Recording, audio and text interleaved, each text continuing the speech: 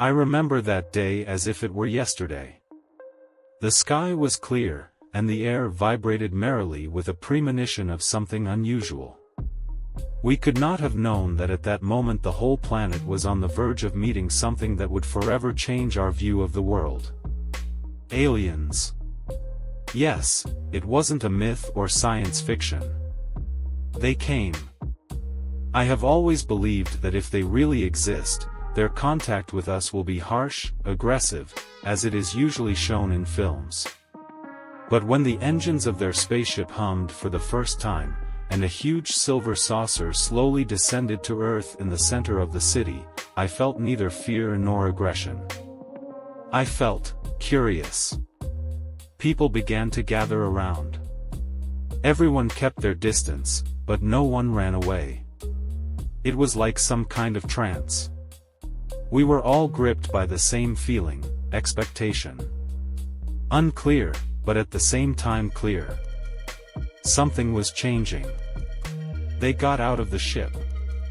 Tall, slender, with skin the color of dark silver, which shimmered in the rays of the sun.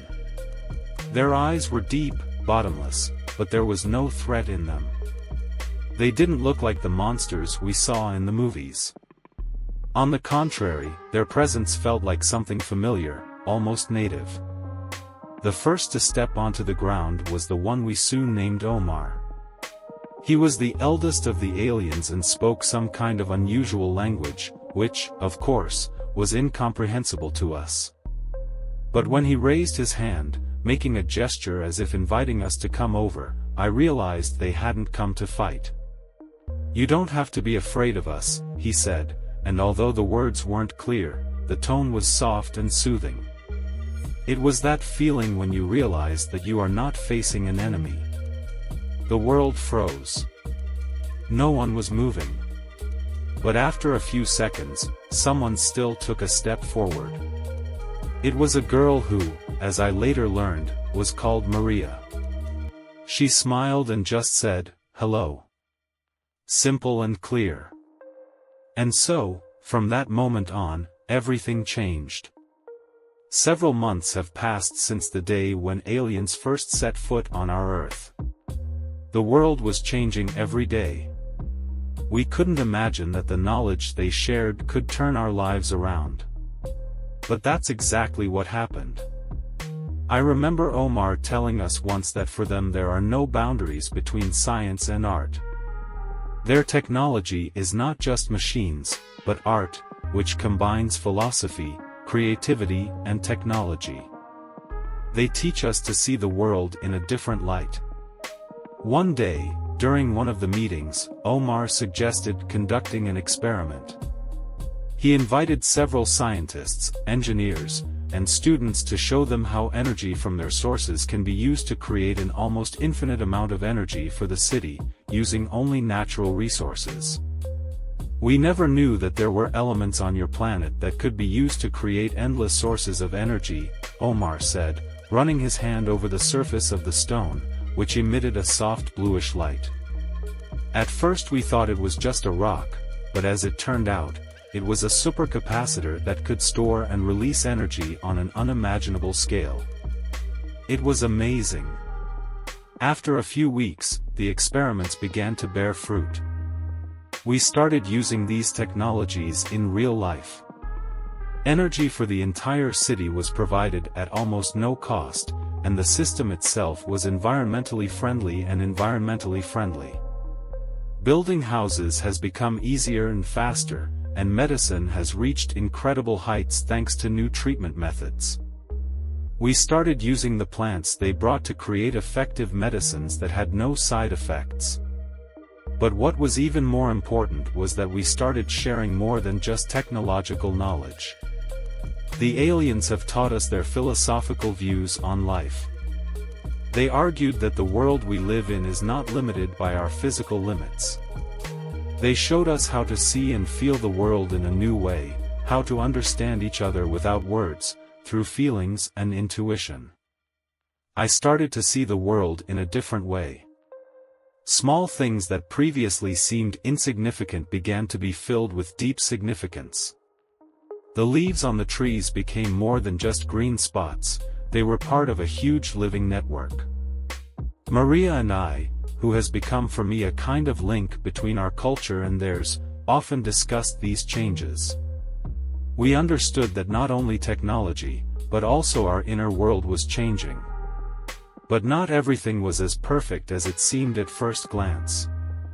When our governments began to realize all the benefits we had received from the aliens, not everyone was happy about these changes.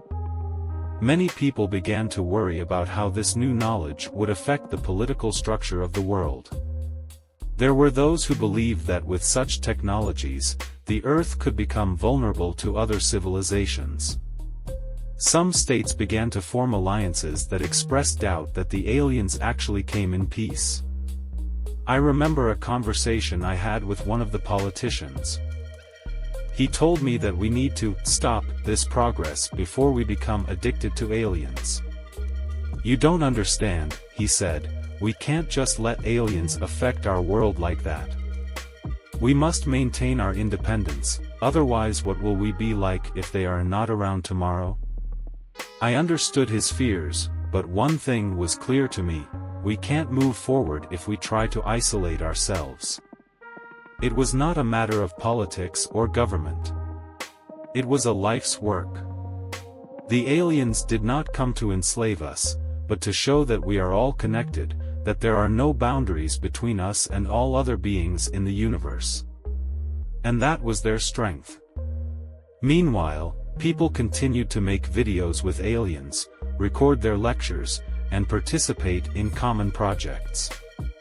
They began to tell us about their culture, how they live and how they develop, that their civilization has existed for many thousands of years, and that they have learned to live in harmony with nature and the universe. But the fears did not disappear. More and more people were wondering, what if they're cheating on us? What if all this is a hidden threat? And perhaps these doubts were justified. After all, no one knew what would happen in 10 years. What if their technology wasn't as harmless as we thought it was? What if there was a darker plan behind all this? One day I met Omar and asked him a direct question that tormented me. Why didn't you leave? Why didn't you return to your planet? Why did you stay with us? Omar looked at me, his eyes calm and deep. He didn't rush to answer, and then he said, "We could have left and you would have continued on your way without knowing us. But we couldn't leave you alone. We don't want you to repeat our mistakes. Your worlds are full of beauty and potential, but you often don't see it because of fear and separation. We stayed here because we see hope in you. Your culture is capable of more than you think." This conversation was a turning point for me. I realized that the aliens did not come as saviors, but as mentors. They didn't want to replace us, they wanted to give us a chance to be better, to understand ourselves and our planet, to learn to live in harmony with the world instead of destroying it. Our planet and its future have become not only ours, but also theirs. A few more months passed, and life on Earth began to change noticeably. We learned new technologies and philosophies that the aliens brought with them, but more importantly, we began to change ourselves. No matter how advanced their knowledge was, we had to accept internal changes, learn to interact in new ways and perceive the world not only through the prism of rationalism, but also through feelings, intuition, and a deep understanding that we are all connected to each other. In this process, it seemed like everyone was searching for their own path. Some people have started actively participating in environmental improvement projects using alien technology. Others, on the contrary, tried to maintain old habits and approaches, fearing that rapid changes could lead to unpredictable consequences. Many of us continued to doubt, trying to understand what lies behind the good intentions of the aliens. But despite our fears and doubts, we moved forward. I personally felt that the Earth was becoming a different place. And it wasn't just because of technology. It was a feeling of change that permeated every corner of our lives. We began to think not only about ourselves, but also about what we would leave to our descendants, what our world would look like in hundreds of years. I often met with Maria, who was one of the few people who began to understand aliens not just as scientists, but as mentors, as older brothers who were ready to share with us not only knowledge, but also their wisdom. In our conversations, she always talked about the importance of harmony, that everything in life should be in balance, and that this encounter with aliens was a chance for humanity to learn how to find that balance. It's not just technology, she once told me. It's a lesson. A lesson on how we should live, how to respect the earth, how to appreciate every moment. They don't just give us ways to survive, they teach us how to be wise, how not to destroy everything we have. But, of course, there were those who thought that all this was too much for one generation. They were afraid that by gaining too much knowledge, we would lose our uniqueness, our humanity. These doubts were getting louder and louder. They saw aliens as a threat, and believed that our development could be limited by their interference. And although most people accepted their help with gratitude, the opposition was growing. What if these are just steps in a big experiment? A question was asked by one of the scientists, who was initially a supporter of aliens, but now began to doubt. What if they're just preparing us for something we don't know about? I always came back to one question. What would have happened if we had refused their offers? To return to the old way of life would mean renouncing all that we could achieve, all the opportunities that have opened up before us. But if we accept their help, will we just become guinea pigs in their grand experiment? The calm that came after the initial shock was temporary. The aliens continued to work with us, but society became more and more divided. We started experiencing a crisis of trust. Those who believed that the aliens should leave began to form resistance groups. They claimed that the aliens could be evil, that their intentions could hide the dark side, and that we should take back control of our planet. At this time, when the tension reached its peak, something unexpected happened. An unauthorized mass uprising took place in one of the major cities. People, dissatisfied with the intervention of aliens, began to smash research centers and demonstrate their dislike. Clashes with police and alien guards escalated the situation. The aliens decided to intervene. Omar came out in front of a crowd that was protesting, and uttered words that I will remember for the rest of my life.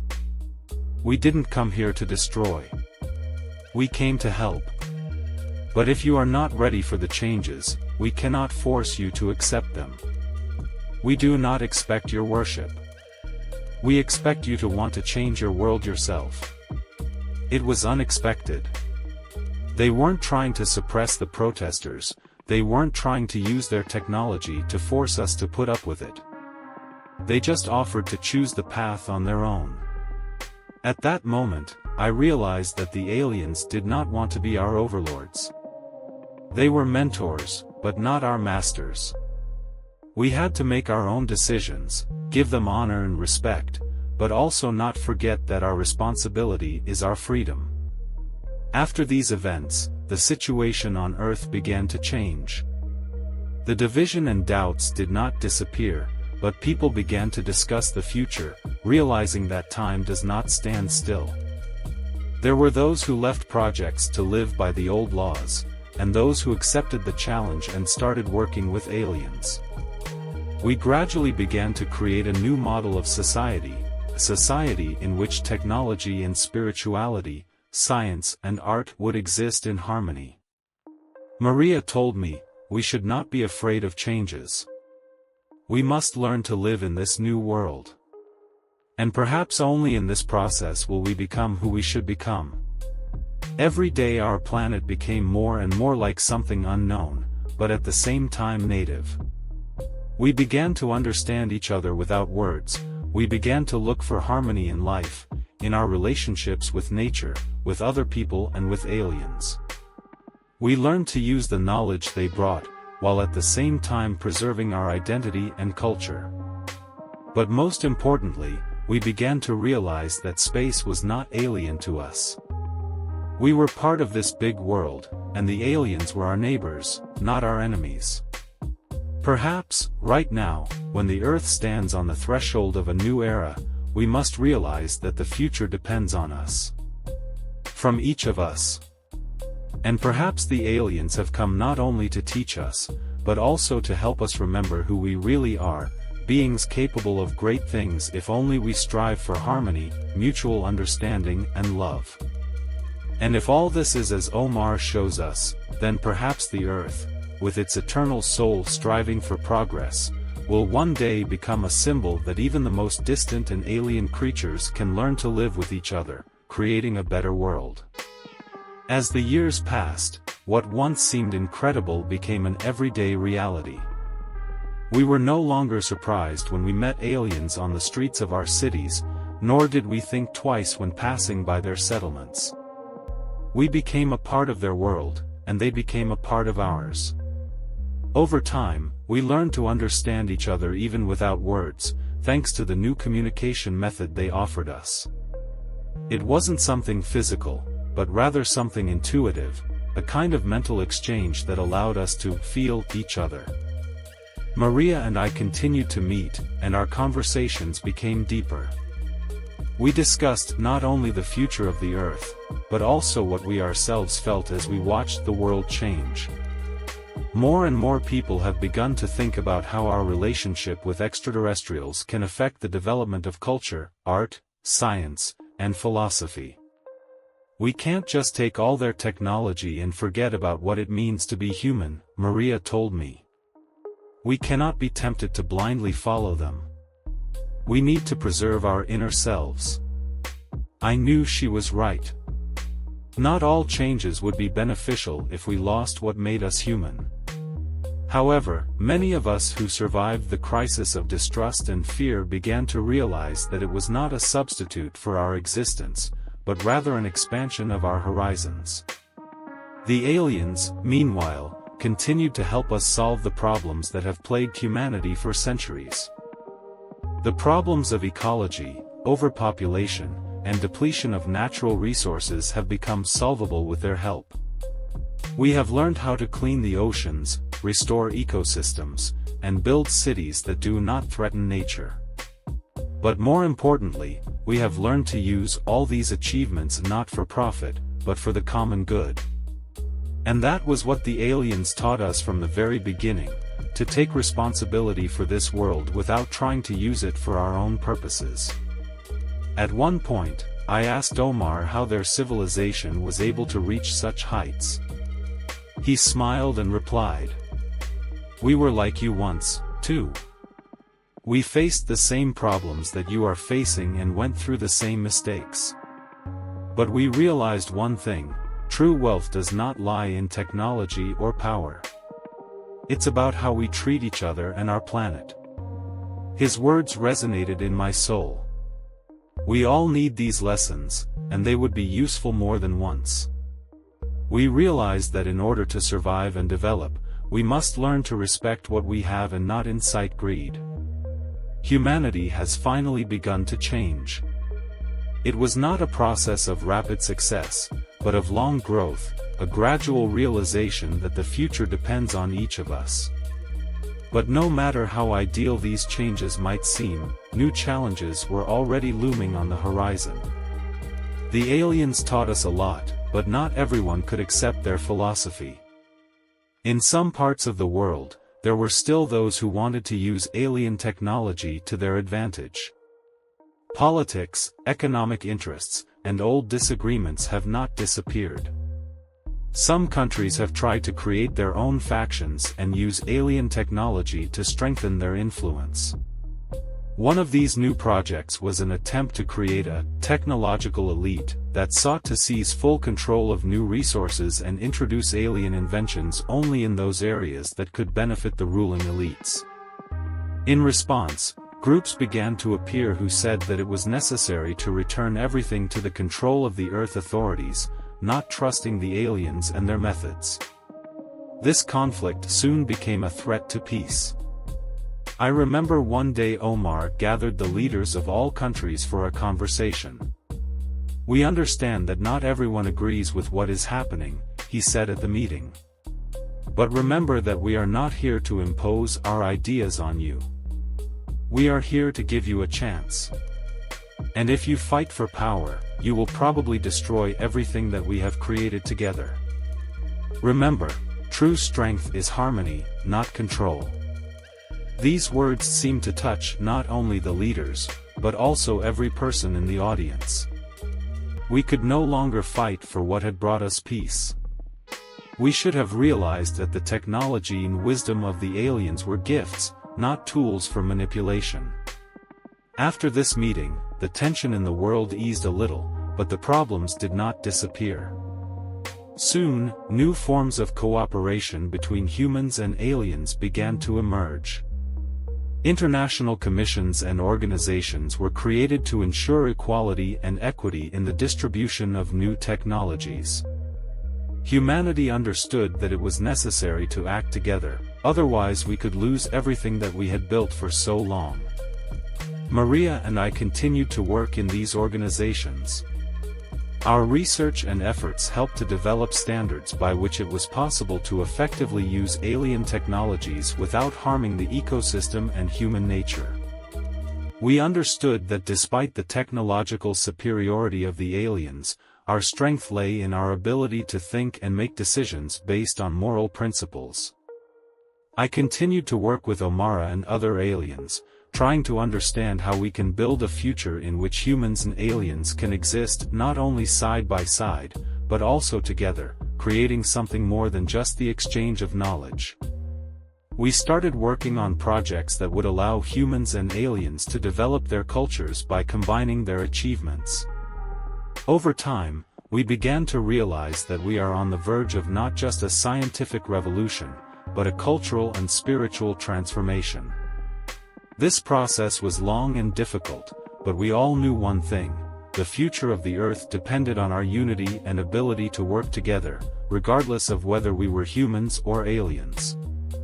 Decades have passed, and the relationship between Earth and aliens has become so natural that it seemed to be an integral part of our lives. Earth has become an example for other worlds, for other civilizations, of how to live in harmony, share knowledge and help each other. Our planet, becoming one of the most prosperous and peaceful in the galaxy, has become a symbol that even the most diverse creatures can work together, despite their differences. We have reached a new era where values like friendship, cooperation and mutual respect have become not just ideals, but reality. The aliens remained our mentors, but now we knew that they had come not to dominate, but to help us become better. I look back and realize that we've come a long way. But there were still so many unexplored horizons ahead.